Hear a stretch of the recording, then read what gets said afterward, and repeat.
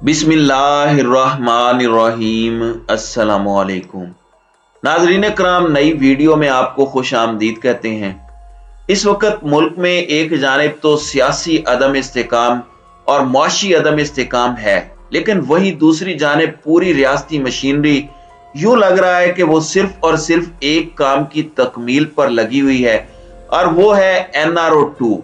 ये NRO 2 जो है, इसके बहुत से जुज्व इस वक्त मुकम्मल हो चुके हैं, इसके बहुत से निकात पर अमल दरामद हो चुका है, लेकिन इसका आखिरी और सबसे अहम जुज्व अभी रहता है।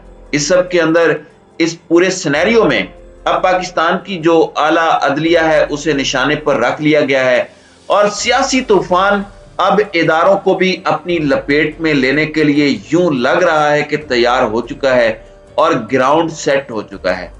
चीफ जस्टिस उमर अता बंदयाल, इनको किस तरह इस वक्त एक निशाने पर रखा गया है, इसके साथ ही साथ नवाज शरीफ का नया प्लान क्या है, और इस प्लान के बाद इमरान खान की तैयारी क्या होगी, और इस सारे मामले में इस वक्त तमाम तर नजरें सुप्रीम कोर्ट पर मरकूज हैं। सुप्रीम कोर्ट ऑफ पाकिस्तान में क्या बड़ा होने जा रहा है, ये सारी चीजें एक एक करके एनालाइज कर लेते हैं।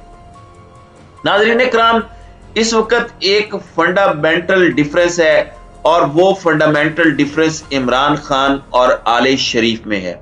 इमरान खान का तौहीन अदालत का केस चल रहा था।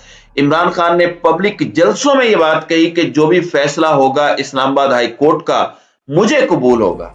आप देख लें कि डिप्टी स्पीकर कासिम सूरी की रूलिंग जब उसे कलअदम करार दिया सुप्रीम कोर्ट ने, बेशक तनकीद हुई, लेकिन मिनोअन तस्लीम किया गया। इसके बरक्स मरियम नवाज शरीफ अदालत पेशियों के बाद कहती थी कि अगर हमारे खिलाफ फैसला आया तो हम देख लेंगे, हमारी बंद जुबानें खुल जाएंगी। इसके साथ ही साथ जब दोस्त मजारी, जो डिप्टी स्पीकर पंजाब असेंबली थे, उनकी रूलिंग को सुप्रीम कोर्ट ने उड़ा के रख दिया, तो पाकिस्तान के वजीर आजम के ऑफिस में खड़े होकर अदम एतमाद का इजहार किया गया पाकिस्तान की आला तरीन अदलिया पर, पाकिस्तान के चीफ जस्टिस पर। वहां पर खड़े होकर प्रेस कॉन्फ्रेंसेस की गई, यानी कि इनका बड़ा वाज़े मौकफ होता है कि हमें अदल और इंसाफ नहीं, हमें वो तमाम तर फैसले चाहिए जो हमारे लिए बेहतर हैं, वरना फिर हम आपको देख लेंगे। इनके जो सहाफी हैं वो वीलॉग्स बनाते हैं और खबरें देते हैं, और सीधा सीधा अदलिया को धमकियां दी गई। ये मरियम नवाज शरीफ साहिबा वाला पूरा मामला होने से पहले आप देख लें कि एक धमकी आई आला अदलिया के लिए कि शाहराए दस्तूर पर जो बैठे हैं, जाहिर बात है शाहराए दस्तूर पर पाकिस्तान की आला तरीन अदलिया बैठी है, और शाहराए दस्तूर पर जो बैठे हैं, अगर इन्होंने कानून का डंडा अपनी मर्जी से चलाने का फैसला किया तो फिर एक प्रेस कॉन्फ्रेंस लंदन से की जाएगी। ये प्रेस कॉन्फ्रेंस लंदन से होगी, और उस प्रेस कॉन्फ्रेंस में जो कानून का डंडा चलाने वाले हैं उनके और उनके अहले खाना की करप्शन के ऊपर फिर रोशनियां डाली जाएंगी, सबूत दिए जाएंगे। लेकिन ये सिर्फ उस सूरत में होगा अगर ये फैसले नून लीग के खिलाफ है, यानी अगर ये इनके हक में आए तो फिर बेशक इनके पास करप्शन के सबूत हुए, ये किसी को दिखाएंगे नहीं। तो ये इनकी मोरल वैल्यूज हैं।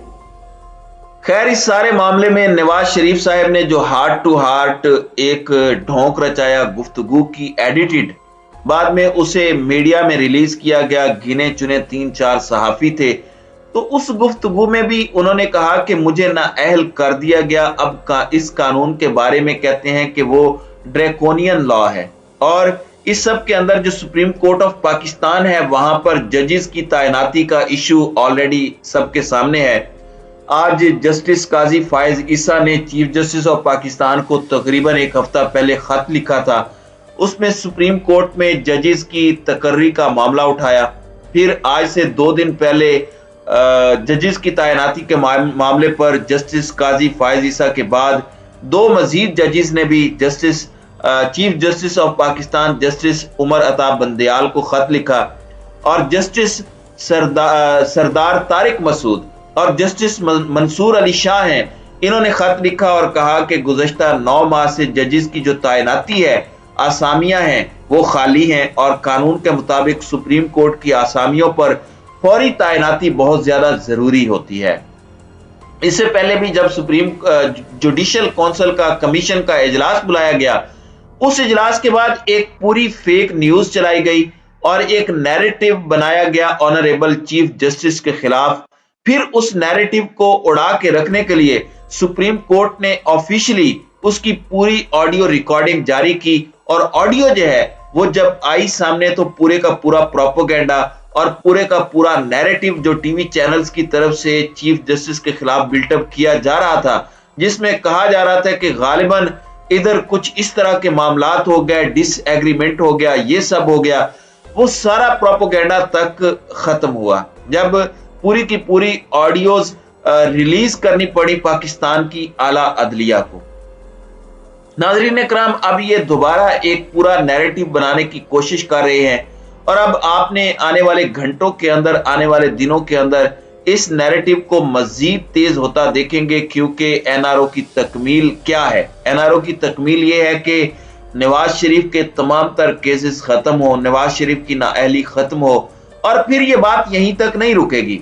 नवाज शरीफ अपनी अना की तस्कीन के लिए चौथी मर्तबा इस्लामी जमहूरिया पाकिस्तान के वजीर आजम बने, और फिर इसके बाद उनकी बेटी को मिल जाए इख्तदार, और फिर उनकी बेटी पाकिस्तान की दूसरी खातून वजीर आजम बने, मोहतरमा बेनजीर भुट्टो, जो वो बनने की नाकाम कोशिश करती हैं, उस लिस्ट में वो आ जाएं।